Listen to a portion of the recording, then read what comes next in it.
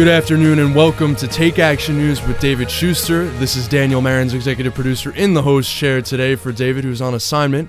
He'll be back in a couple of weeks.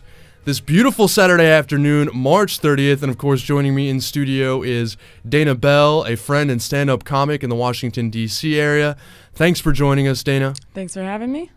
And of course, we want to congratulate all of our listeners in Grand Rapids, Michigan, and all over the country, because the University of Michigan won in the NCAA basketball tournament last night against Kansas. And of course, it was an upset victory. And go blue. And David Shuster's a big Michigan fan. I can pretend that I care or know any of what it is talking about, but that's okay. I read books as a child.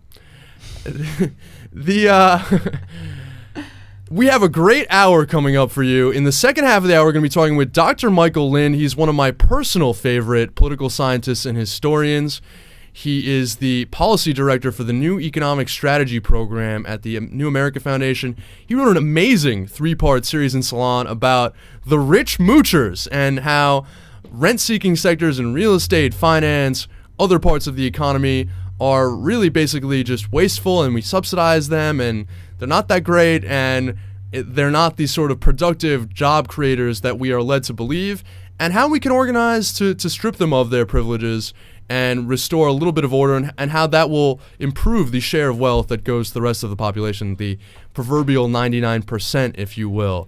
But first, there was a lot of news this week on the issues of Social Security, Medicare, and specifically the Social Security Disability Program. We're going to talk about that, but first let's talk about the grand bargain.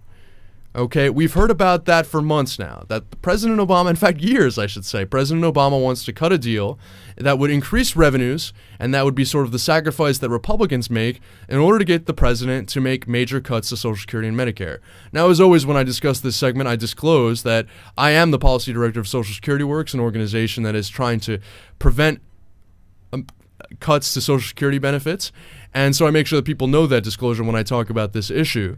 But again, this week, and you know, it seems to be sort of holding the limelight on and off, no matter how hard the president tries. The sequester is in effect now for almost a month.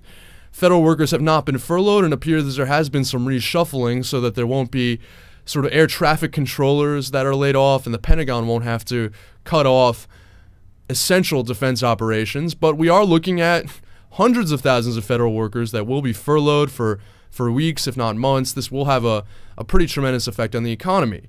And the president is trying to replace that sequester still with some kind of a grand bargain.